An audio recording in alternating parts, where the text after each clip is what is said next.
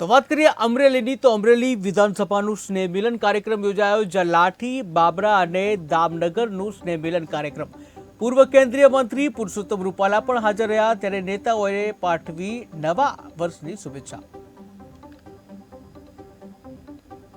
આજે લાઠી બાબરા દામનગર વિધાનસભાનું આજે આ નવા વર્ષ નિમિત્તે સ્નેહ મિલનનો કાર્યક્રમ યોજવામાં આવ્યો હતો અને ખાસ કરીને આજના આ કાર્યક્રમમાં અમારે આપણા પૂર્વ કેન્દ્રીય મંત્રી અને રાજકોટ લોકસભાના સાંસદ રૂપાલા સાહેબ તેમજ અમારા અમરેલીના પનોતા પુત્ર અને ઇફકોના ચેરમેન માનનીય શ્રી દિલીપભાઈ સંઘાણી સાહેબ અને ગુજરાત રાજ્યના મુખ્ય દંડક એવા ભાઈ શ્રી કૌશિકભાઈ વેકરિયા સાહેબની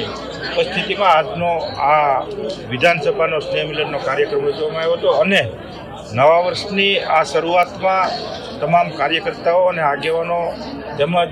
ગામડાઓમાંથી પધારેલા તમામ કાર્યકર્તાઓ મિત્રોને આ નવા વર્ષની હૃદયપૂર્વકની શુભેચ્છાઓ પાઠવવામાં આવી હતી અને આવતા સમયમાં જે નરેન્દ્રભાઈ મોદી સાહેબનું જે સ્વપ્ન છે 2047 સુધીમાં આ દેશને જે વિકસિત રાષ્ટ્ર બનાવવાનું જે સ્વપ્ન છે તે દિશામાં સૌ કાર્યકર્તા મિત્રો અને આગેવાનોને આગળ વધવા માટેનું આહવાન કરવામાં આવ્યું। આજે લાઠી બાબરા દામનગર વિધાનસભાનું આજે આ નવા વર્ષ નિમિત્તે સ્નેહ મિલનનો કાર્યક્રમ યોજવામાં આવ્યો હતો અને ખાસ કરીને આજના આ કાર્યક્રમમાં અમારે આપણા પૂર્વ કેન્દ્રીય મંત્રી અને રાજકોટ લોકસભાના સાંસદ રૂપાલા સાહેબ તેમજ અમારા અમરેલીના પનોતા પુત્ર અને ઇફકોના ચેરમેન માનનીય શ્રી દિલીપભાઈ સંઘાણી સાહેબ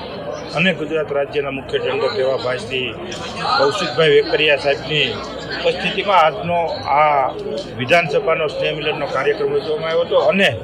નવા વર્ષની આ શરૂઆતમાં તમામ કાર્યકર્તાઓ અને આગેવાનો તેમજ